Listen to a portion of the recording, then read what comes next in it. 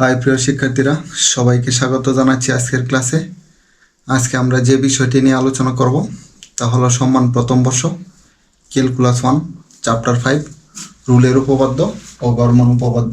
তাহলে চলো শুরু করা যাক আজকের আলোচনাটি। আর আজকের আলোচনার বিষয় হচ্ছে রুলের উপপাদ্য। আমরা দেখব প্রথমে রুলের উপপাদ্য কি বা রুলের উপপাদ্যের বর্ণনা ও প্রমাণ করো। আর কি প্রশ্নতে আসবে রুলের উপপাদ্যটি বর্ণনা ও প্রমাণ করো। তাহলে আমরা প্রথমে দেখব রুলের উপপাদ্যের বর্ণনা। এই উপপাদ্যটা বর্ণনার আগে বা প্রমাণের আগে আমাদের কিছু বিষয় জানা থাকতে হবে। প্রথমে একটি ফাংশন অবিচ্ছিন্ন কিনা। অবিচ্ছিন্নতার ক্ষেত্রে আমরা জানি চ্যাপ্টার 2 বি অবিচ্ছিন্নতা যাচাই। যদি এখানে left hand limit is equal two right hand limit কি হয়, যদি সমান হয় তাহলে একটা কি ফাংশন কি হবে, অবিচ্ছিন্ন হবে। অবিচ্ছিন্নকে তুমি আরো সহজভাবে একটি ফাংশনের ক্ষেত্রে করতে পারো। যেমন আমি একটা কি করলাম, একটা বক্ররেখা অঙ্কন করলাম। যদি এই বক্ররেখাটি এই বিন্দু থেকে আমি এই বিন্দুটাকে আমি এ মনে করলাম, আর এই বিন্দুটাকে কি করলাম, বি মনে করলাম।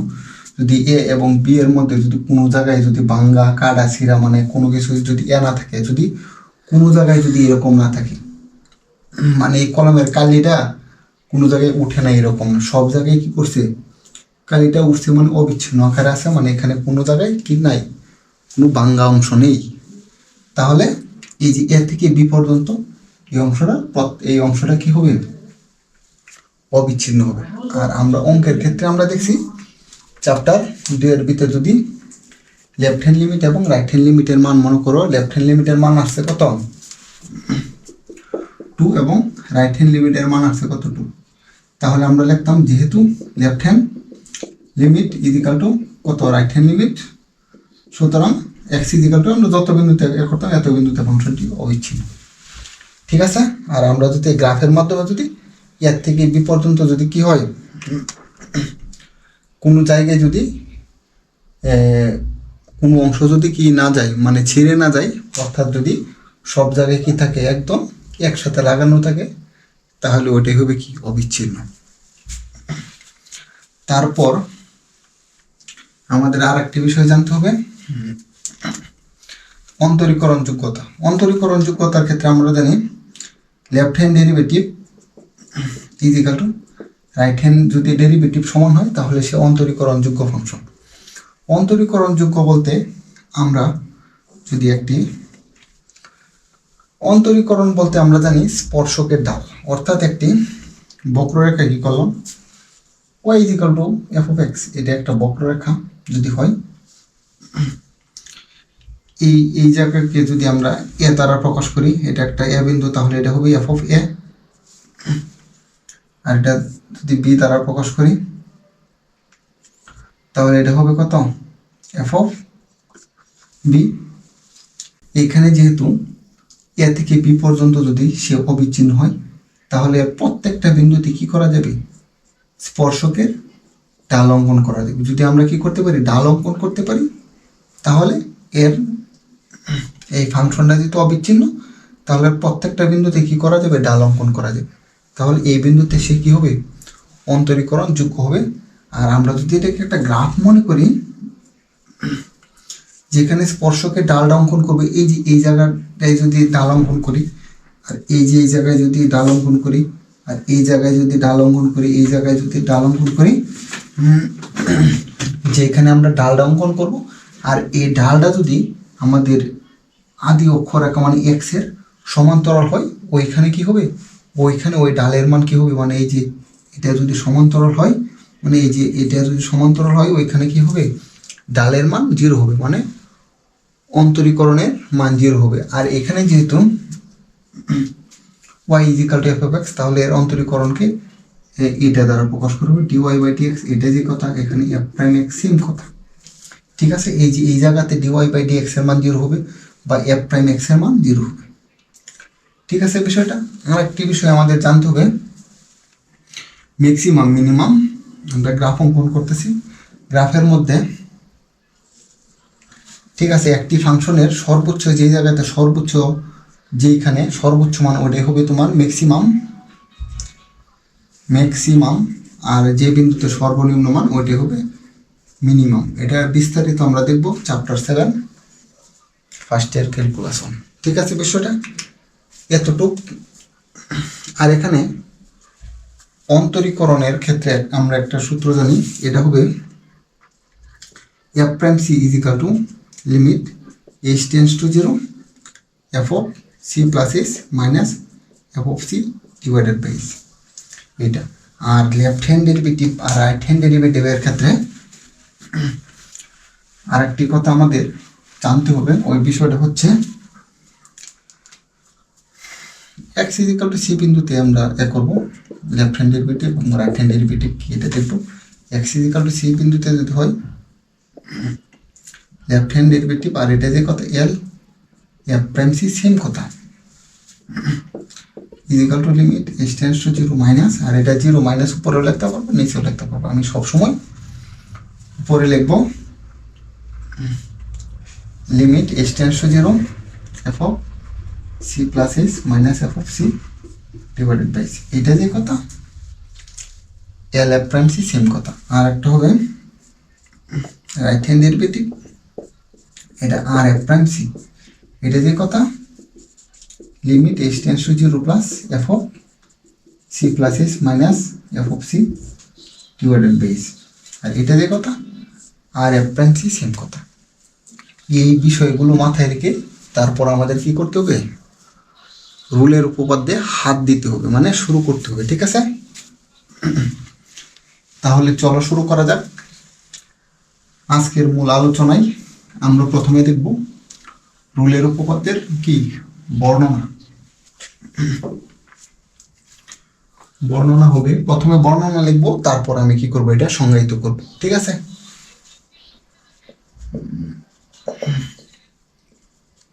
যদি y is equal to f of x function এক নাম্বার কন্ডিশন ab বদ্ধ ব্যবধিতে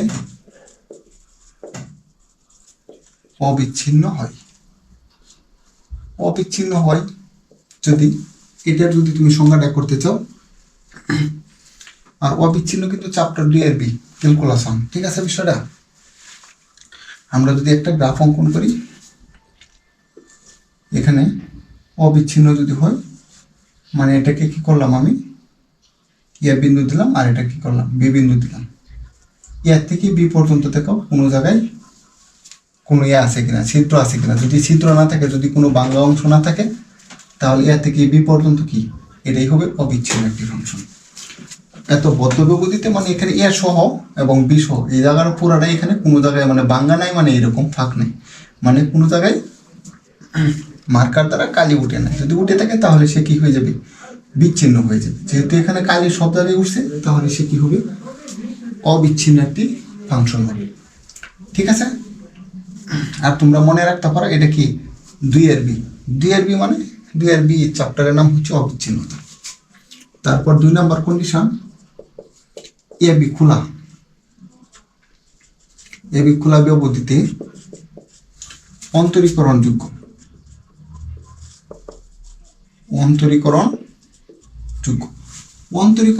মানে যেহেতু এ থেকে বি পর্যন্ত এটা অবিচ্ছিন্ন, তাহলে প্রত্যেক বিন্দুতে কি করা যাবে, স্পর্শক অঙ্কন করা যাবে, অসংখ্য স্পর্শক অঙ্কন করা যাবে। যদি আমরা স্পর্শক অঙ্কন করতে পারি তাহলে ওইটা কি হবে, অন্তরীকরণযোগ্য হবে। ঠিক আছে বিষয়টা। তারপর f of a is equal to f of b হয়। f of a is equal to যদি f of b হয়, অর্থাৎ f of a is equal to যদি f of b হয়, তাহলে আমরা এখানে ফাংশনটা এতটুকু দিব যদি b হয়। অর্থাৎ x অক্ষ থেকে এই যে এটা কিন্তু y এর মান এই দুইটা কি হবে, সমান হবে। এটা যদি x is equal to আমরা a ধরি, আর এটা যদি কত x is equal to b ধরি, তাহলে এইটার মান হবে তোমার f of b, আর এটার মান হবে কত, f of a। অর্থাৎ f of a is equal to যদি কত হয়, f of b হয়, তবে এ ও বি এর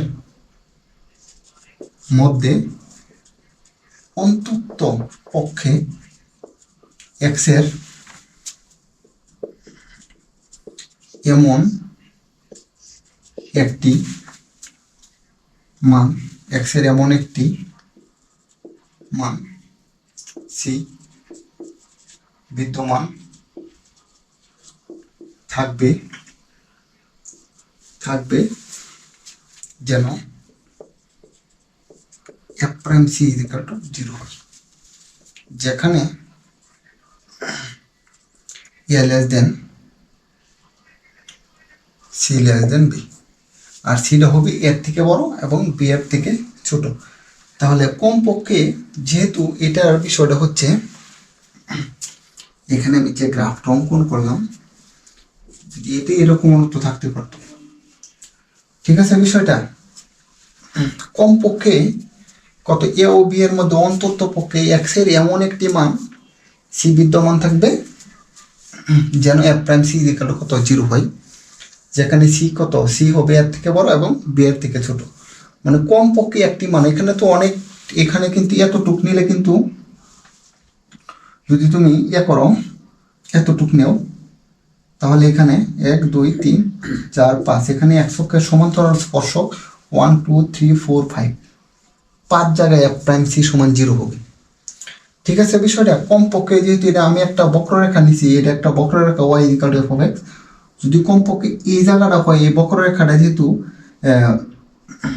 F of A is equal to F of B, F of কত F of A is equal to, এটা যদি X is equal to A হয় আর এটা কত x is equal to B, আর এর মান হবে এফ অফ বি আর এর মান হবে এফ অফ এ, আর এটা যদি সমান হয়, এই যে এই জায়গায় দেখো এক্স এর সাপেক্ষে এক্স অক্ষের সমান্তরাল একটা স্পর্শক অঙ্কন করা যাবে, আর এইখানে কি করা যাবে স্পর্শক যদি অঙ্কন করা যায়, আর এর মান রেখে হবে তোমার কত F prime C is equal to 0, মানে এর মধ্যে যে কোনো একটা বিন্দু।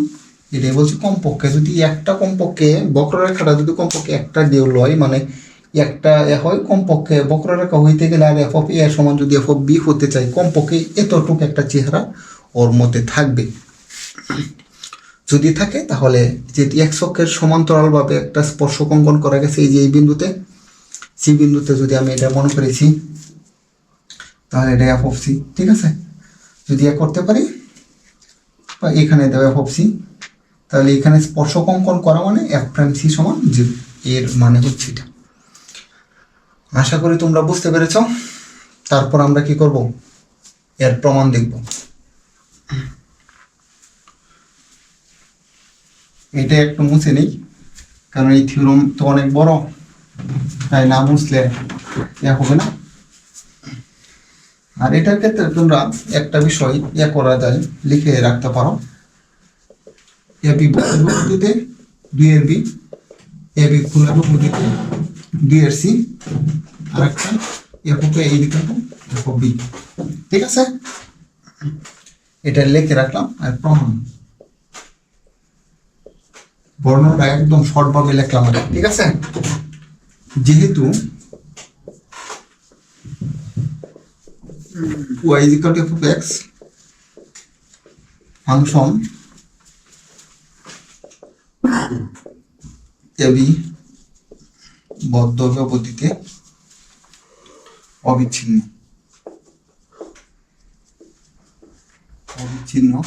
ঠিক আছে। এটা তো আমরা কি করছি, এটা বর্ণনার মধ্যে কি করছি জানতে পারছি, যেহেতু কত এই বর্ণনা দেখে দেখে লিখতেছি, যেহেতু y is equal to f of x function A B বদ্ধ ব্যবধিতে অবিচ্ছিন্ন, সেহেতু এবি বদ্ধ ব্যবধিতে, সেহেতু এবি বদ্ধ ব্যবধিতে ফাংশনের কি, ফাংশনের গরিষ্ঠ অথবা লঘিষ্ঠ অথবা উভয় মান বিদ্যমান থাকবে, ঠিক আছে বিষয়টা। যদি এই যে আমি গ্রাফটা যদি এরকম হতো, যদি এতটুক পর্যন্ত হয়, যদি এতটুক পর্যন্ত হয় তাহলে এখানে এই যে সর্বোচ্চ মান আর এই যে সর্বনিম্ন মান, ঠিক আছে বিষয়টা, যেহেতু গরিষ্ঠ মান আর যদি এতটুক হয়, জাস্ট এতটুক হয়, তাহলে এখানে গরিষ্ঠ মান, আর যদি জাস্ট এতটুক হয় তাহলে জাস্ট কি লঘিষ্ঠ মান। এটাই তো ফাংশনের গরিষ্ঠ অথবা লঘিষ্ঠ অথবা উভয় মান থাকবে। উভয় মান কখন থাকবে? উভয় মান তখনই থাকবে যখন, উভয় মান তখনই থাকবে যখন y equal to f of x, এটা কিন্তু একটা তোমার বক্ররেখা, ঠিক আছে। y equal to f of x যখন কি হয়ে যাবে, সরল রেখা হবে, ঠিক আছে। তখন কি হবে, তখন এর মান কি হয়ে যাবে, এর ফাংশনের গরিষ্ঠ মান অথবা লঘিষ্ঠ মান থাকবে, অথবা কি থাকবে, যখন এটা সরল রেখা হয়ে যাবে তখন কি হয়ে যাবে, আর গরিষ্ঠ বা লঘিষ্ঠ মান কি হবে না,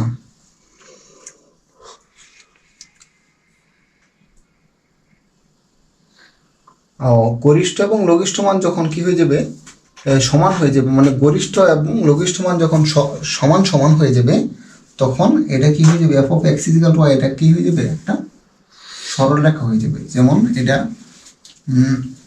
যখন কত, গরিষ্ঠ মানকে যদি কি করি আমরা বড় এম দ্বারা প্রকাশ করি এবং লঘিষ্ঠ মানকে কি করি ছোট এম দ্বারা প্রকাশ করি, যখন এম ইকুয়াল টু বড় এম ইকুয়াল টু ছোট এম, ঠিক আছে, তখন কি হয়ে যাবে, এটা সরল রেখা হয়ে যাবে। আর যখন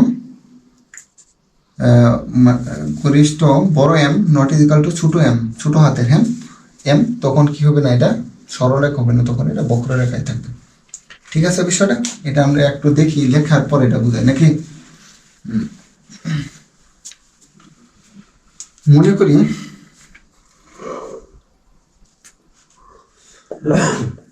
করি y equal to f of x ফাংশনের গরিষ্ঠ মান ইকুয়াল টু m এবং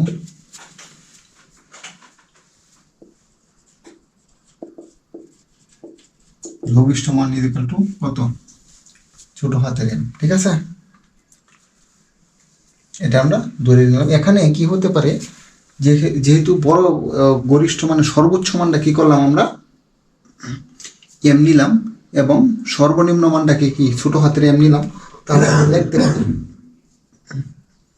এখন এখানে কি হবে, এখন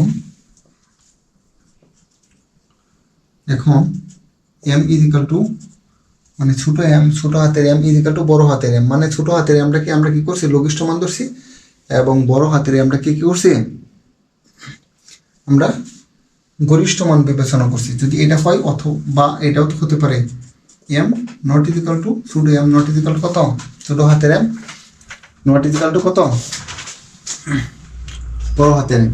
এটা যদি সমান হয়, সমান হতে পারে, এটা সমান কি সমান নাও হতে পারে।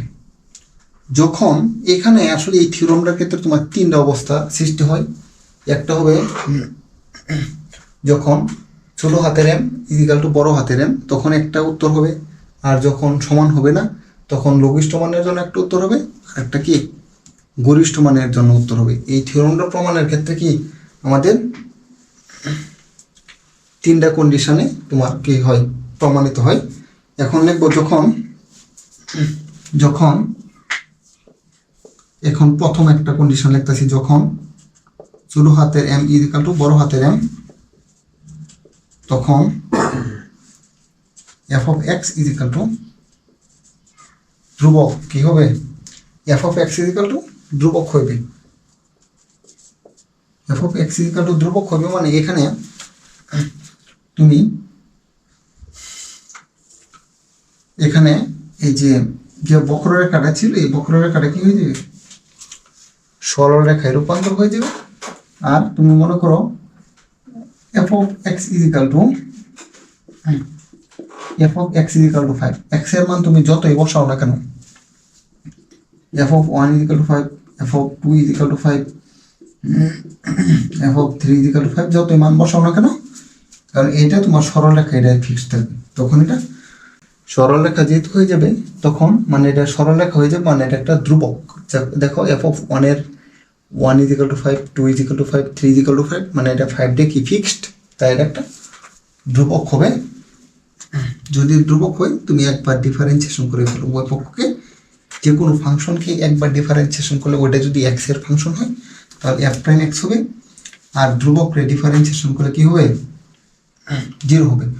অর্থাৎ আমি যাকে ডিফারেন্সিয়েশন করব সে যদি এক্স অথবা এক্স এর ফাংশন বা এক্স এর অধীন চলক না হয় তাহলে সে অবশ্যই 0 হবে। আর আমরা সর্বশেষ কথা ডিডি এক্স অফ সি, মানে যে কোনো কনস্ট্যান্টকে ডিফারেন্সিয়েশন করলে কত হবে, 0 হবে। ঠিক আছে বিষয়টা? যদি 0 হয়ে যায় তাহলে এখানে যে কোনো মানের জন্য এটা যদি এক্স ইজ ইকাল টু এ ধরি, এটা এফ অফ এ হবে, আর এটা এক্স ইজ ইকাল টু যদি কত ধরি, X is equal to B ধরি, তাহলে এটা কত হবে, এফ অফ বি হবে। এফ অফ যদি বি হয়, আর এটা যে কোনো মানের জন্য 5 যেহেতু আমি 5 ধরছি, এর মাঝখানে যে কোনো একটা বিন্দু নেব, এর মাঝখানে যেহেতু বিন্দু আমাদের প্রমাণ, এটাই মেন কথা, F prime C is equal to 0 আমাদের বর্ণনার মধ্যে। ঠিক আছে? তাহলে এর মাঝখানে যে কোনো একটা বিন্দু নেব, সি ইজ ইকাল টু 0, যেখানে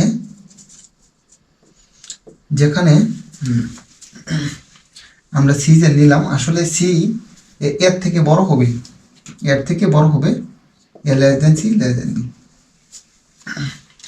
আমাদের যখন গরিষ্ঠ মান এবং লঘিষ্ঠ মান সমান হবে তখন এর জন্য কি আমাদের প্রমাণের উত্তর বনে গেছে। আর যদি গরিষ্ঠ মান বা লঘিষ্ঠ মান যদি সমান না হয় তাহলে ওই দুইটা মানের জন্য কি করতে হবে, আমাদের আবার প্রমাণ করতে হবে। ঠিক আছে? আবার যখন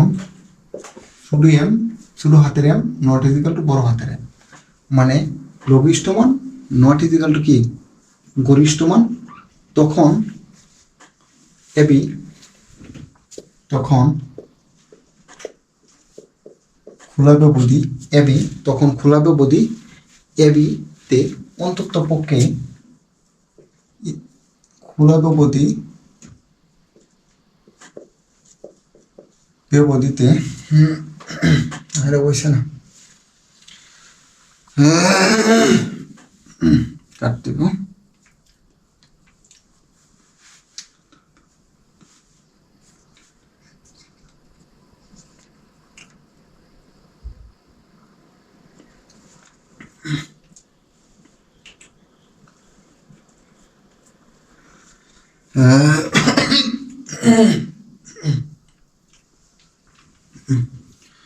আবার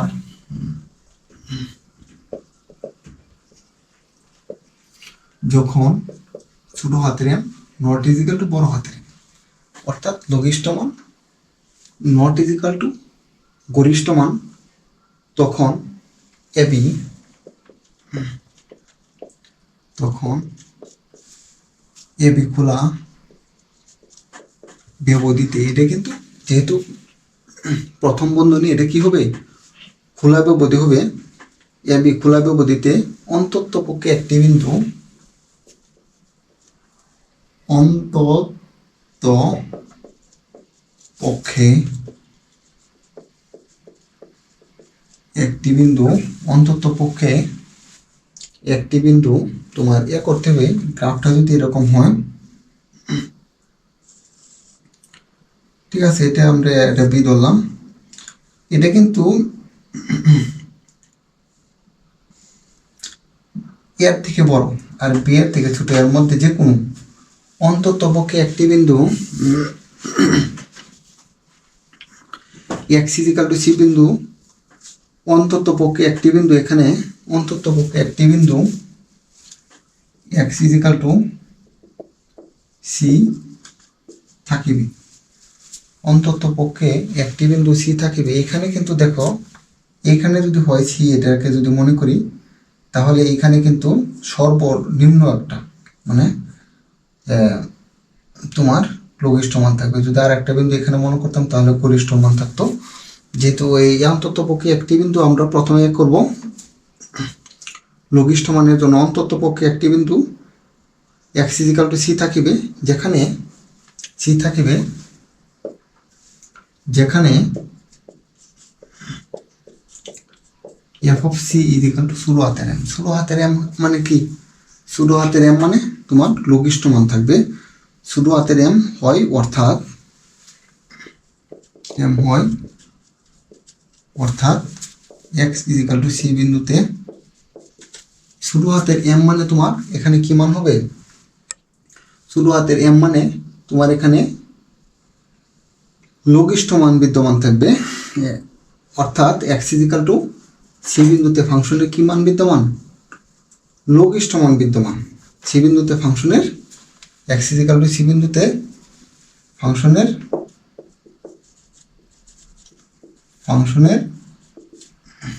লঘিষ্ঠ মান f of c। c বিন্দুতে ফাংশনের লঘিষ্ঠ মান কত? f of c। আর এখানে লঘিষ্ঠ মানের জন্য এই ফাংশনটাকে আমরা আর একটু করে লিখি, এই পাশে লিখি, ঠিক আছে? এই জায়গাটাকে নিতে আসি, এই জায়গাটা লঘিষ্ঠ মানের জন্য তোমার এর গ্রাফ হবে এটা। যদি তোমরা এক করো দিয়ে দিতে পারো, কোনো সমস্যা নাই। এটা x = a আর এটা কত? x = b। আর এটা অন্তত পক্ষে কত লিখলাম? এত অভিভূত অন্তত পক্ষে একটি বিন্দু x = c থাকবে, যেখানে f of c = m হয়, অর্থাৎ x = c বিন্দুতে ফাংশনের লঘিষ্ঠ মান কত? f of c যদি হয়। আর এটা যদি x = c ধরি তাহলে এটা কত হবে? f of c। আর এটা এই বিন্দুটাকে যদি আমরা এক করি c + s, হালকা একটু সামনে গেলাম, ঠিক আছে বিষয়টা? আর এই বিন্দুটা যদি আমি c + s, তাহলে এটা কত হবে বলো? f of c + s, আর এটা হবে f of c + s। তো এটা এই থেকে এটাকে যদি আমরা মূলবিন্দু মনে করি, এটা থেকে যত সামনের দিকে যাব তত মান বাড়তে থাকবে, আর এটা থেকে যত এইদিকে আসবো মান একটু কমতে থাকবে, এই যে x এর। তাহলে এখানে s <0 তখন, আর এখানে কত? s <0। s এর মানটা 0 থেকে বড় ওইদিকে আমি যাচ্ছি, আর এটা 0 থেকে ছোট মানে এইদিকে আসছি। দেখো এখানে একটা বিষয়, এখানে তোমার f of c সবসময় কত হবে? f of c। আর এটা যদি f of c + s ≤ c হবে না? দেখো এখানে f of c যতটুকু মান, আমরা যদি এইদিকে যাই মান বাড়তে থাকবে, এইখানে যাই মান বাড়তেছে, ঠিক আছে না? মান বাড়তেছে। তাই এটাকে আবার লেখা যায় f of c, সরি আমি এখানে একটু ভুল করছি, এখানে লেজর ইকুয়াল হবে না, এটা কি হবে? গ্যাটারর ইকুয়াল হবে। আর একটি কথা মনে রাখবা, যখন লঘিষ্ঠ মান তখন কি হবে? অসমতা গ্যাটারর ইকুয়াল হবে, আর যখন গরিষ্ঠ মান তখন অসমতা লেজর ইকুয়াল হবে, ঠিক আছে বিষয়টা? যদি এটা হয়, এখানে f of c + s গ্যাটারর equal কত? f of c, ঠিক আছে? আর এটাকে যদি আমরা এখানে অন্তরীকরণের সূত্র ব্যবহার করি তাহলে হবে এখানে, বা সুতরাং limit s tends to 0 plus f of c + s greater or equal f of c, এবং limit s tends to 0 minus f of c + s greater or equal f of c। মানে লঘিষ্ঠ মানের ক্ষেত্রে এই যে প্রথমে এখানে এই পাঁচটা তো ডান পক্ষটা আগে লিখলাম, এই জন্য 0 মানে এস এর মানটা এটা 0-র সাথে বড় মানে ওই দিকে যাচ্ছে, আর এটা কিন্তু এটা আর ছোট, এই জন্য জিরো মাইনাস দিয়ে লিমিট নিয়ে লিখলাম। এখানে আসলে সি মাইনাস এইচ যদি লিখতাম তাহলে লিমিট দিতে হইতো না, যেহেতু আমি লিমিট ব্যবহার করতেছি এই জন্য কি আমি সি প্লাস এইচ ব্যবহার করছি, কারণ এখানে যেহেতু আমি অন্তরীকরণের সূত্র ব্যবহার করব। ঠিক আছে, এখানে অন্তরীকরণযোগ্য মানে এই যে F prime C is equal to limit S tends to zero F of C plus H minus F of C divided by H, এটাই ব্যবহার করব। তাই এখানে প্লাস দিয়ে লিখবো, কোনো সমস্যা নেই। Implies that limit H tends to zero plus, যদি এরকম বানাইতে চাই তাহলে এফ অফ সির এই পাশে নিয়ে আসতে হবে আমাদের, f of C plus H minus F of c greater or equal zero implies that limit H tends to zero minus F of C plus H minus F of c greater or equal zero. ঠিক আছে, বিষয়টা এই সূত্রটা যেহেতু আমরা ব্যবহার করবো এখানে, কারণ এখানে তো f prime C is equal to zero আমাদের দেখাইতে হবে, তাহলে এটার মাধ্যমে আমরা কি করতে পারবো, এই উত্তরের দিকে যাইতে পারবো। তাই আমরা এখন করবো, উভয় পক্ষকে এইচ দ্বারা ভাগ করে দেব। Limit H tends to zero plus F of C plus H minus F of C divided by H greater or equal zero by H, আর implies that limit H tends to zero minus F of C plus H minus F of C divided by H less or equal zero by H. এখানে দেখো H এর মান কত, H এর মান হচ্ছে জিরোর থেকে জিরো প্লাস, মানে জিরো থেকে বড়। জিরোর থেকে বড় মানে ধনাত্মক সংখ্যা দ্বারা কোনো সংখ্যাকে ভাগ পেলে ও কোনো অসমতাকে ভাগ পেলে অসমতার দিকের কোনো পরিবর্তন হয় না।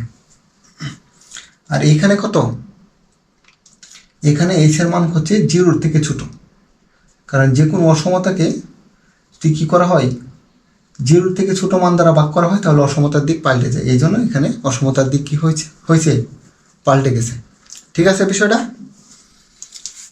যদি পাল্টে যায়, আমরা জানি জিরো বাই কোনো কিছু জিরো, একটা লাইন বাড়িয়ে লিখলাম limit H tends to zero plus F of C plus H minus F of C divided by H greater or equal zero, আর implies that limit H tends to zero minus F of C plus H minus F of C, আর একটু মুছে ফেলি নাকি,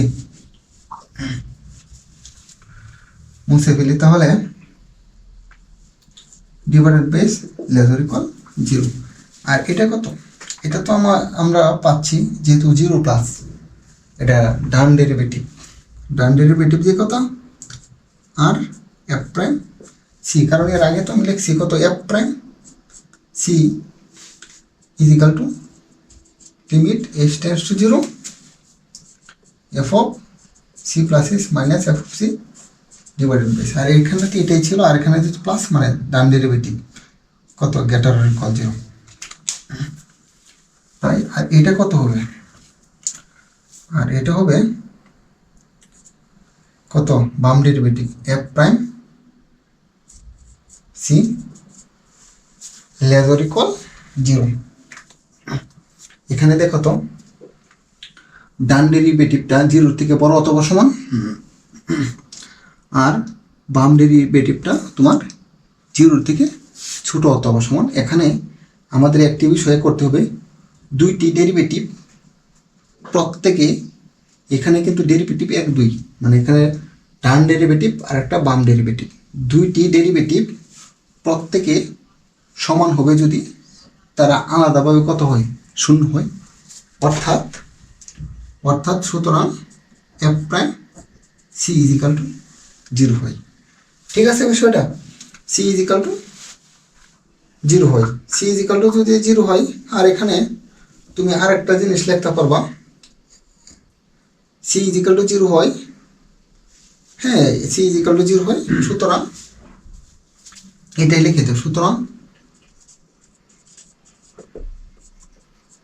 F prime C is equal to zero, যেখানে সিটা হচ্ছে এর থেকে বড় আর বি এর থেকে ছোট। তুমি আরও লিখতে পারো, লিখলে যে এখানে এফ প্রাইম সি বিদ্যমান, হ্যাঁ এফ প্রাইম সি বিদ্যমান, এটা কি লিখবো, এটাই আমাদের একটি কত লঘিষ্ঠ মানের জন্য কি হয়েছে উত্তর প্রমাণিত হয়েছে। তারপর আমরা কি করব, গরিষ্ঠ মানের জন্য কি করব, প্রমাণ করব। ঠিক আছে বিষয়টা? গরিষ্ঠ মানের জন্য যদি প্রমাণ করি, আর তোমরা ইচ্ছা করলে এই গ্রাফটা কি করতে পারবা, সাথে দিয়ে দিতে পারবা। আর তোমরা যদি গ্রাফটা না দাও, সরাসরি তিতাস পাবলিকেশন বই এর যে থিওরামটা লেখা আছে এটা লেখলেই হবে। আমি আর কি যেহেতু পড়াচ্ছি তাই তো এইগুলা বলতে হবে, না বললে তো হয় না। আবার আবার লেখবা, আবার যখন m naught is equal to m, তখন এ বি খোলা ব্যবধিতে অন্তত পক্ষে একটি বিন্দু x is equal to c থাকবে, যেখানে f of c is equal to কত, বড় হাতের এম, বড় হাতের এম হয়, অর্থাৎ x is equal to c বিন্দুতে ফাংশনের গরিষ্ঠ মান কত, x is equal to C বিন্দু ফাংশনের গরিষ্ঠ মান এফ অফ সি। আর গরিষ্ঠ মানের তোমার এটা হবে, এখানে কিন্তু অরিজিনাল এই গ্রাফটা এরকম, ঠিক আছে, এখানে গরিষ্ঠ মান, এখানে লঘিষ্ঠ মান। তাহলে গরিষ্ঠ মান যদি হয় তাহলে আমার গ্রাফটা এতটুকু হবে, এই সাইডে লেগে, ঠিক আছে।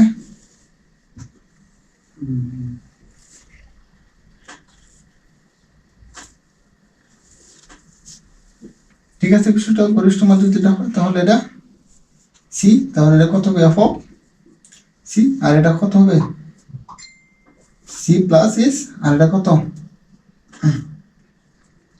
সি প্লাস এস যখন এস লেস দেন জিরো, আর এস কত গ্রেটার দেন জিরো। ঠিক আছে বিষয়টা? আর এখানে ইচ্ছা করলে এটা লিখবো সি প্লাস এস, আর এটা f of C plus s. ঠিক আছে বিষয়টা? আর এখানে তুমি একটা জিনিস লক্ষ্য করো তো, এখানে f of C plus s lesser equal f of c. দেখো এফ অফ সিটা, সরি এখানে গ্রাফটা এখানে হবে, ঠিক আছে বিষয়টা?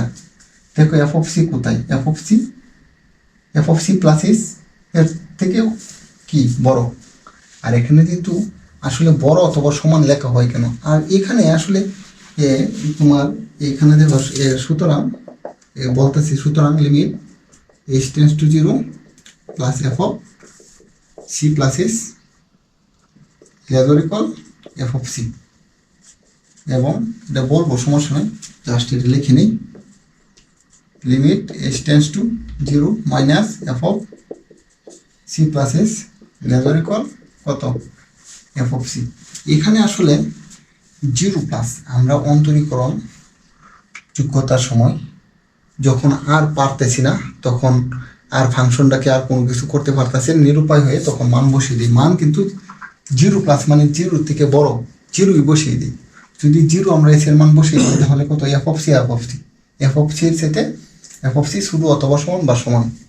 এটাই জন্য যেহেতু আমি কি করছি এখানে এই বসাইছি, তাই এই জন্য কি করা হয়, লেজার ইকুয়াল ব্যবহার করলাম। ঠিক আছে বিষয়টা? আর কোনো কিছুই না। তাহলে করো, আমরা তো এই অন্তরীকরণের যে সূত্রটা কত, F prime C equal to limit S tends to zero F of C plus S minus F of C divided by c. এটা যেহেতু আমরা ব্যবহার করব, তাই এটার মতো যদি আমরা বানাইতে চাই তাহলে এটাকে কি করব, এ পাশে নিয়ে আসতে হবে, limit S tends to zero plus F of C plus S minus F of c lesser equal zero, implies that limit s tends to 0 f of c plus s minus f of c lesser equal zero. এই পাশে নিয়ে আসলাম, তাহলে তো জিরোই থাকবে। তাহলে একবার লিমিট s tends to 0 plus s দ্বারা ভাগ করে দেবো ওই পক্ষকে, c plus S minus F of C divided by s lesser equal zero হবে। সেখানে এস এর মান জিরোর থেকে বড় মান দিয়ে ভাগ করলে অসমতার দিক পরিবর্তন হবে না। ঠিক আছে? আর to B limit S tends to zero minus F of C plus S minus F of C divided by S greater equal zero by S. কারণ এখানে এস এর মান হচ্ছে জিরোর থেকে ছোট মান দ্বারা ভাগ করলে অসমতার দিক পাল্টে যাবে। বা limit S tends to zero plus আর f prime c lesser equal, এটা ডান ডেরিভেটিভ। ঠিক আছে? আর এটা কত হবে এল এফ প্রাইম সি, আর এটা হবে বাম ডেরিভেটিভ, যেহেতু 0 মাইনাস গ্রেটার অর ইকুয়াল 0। ঠিক আছে, এখানে ডান ডেরিভেটিভটা কি 0 থেকে বড় অথবা সমান এবং ছোট অথবা সমান, এবং বাম ডেরিভেটিভটা কি 0 থেকে বড় অথবা সমান। অর্থাৎ দুইটি ডেরিভেটিভ প্রত্যেকেই সমান হবে যদি তারা আলাদাভাবে কি হয় শূন্য হয়, অর্থাৎ আলাদাভাবে শূন্য হয়। অর্থাৎ সুতরাং কত F prime C is equal to 0 হয়।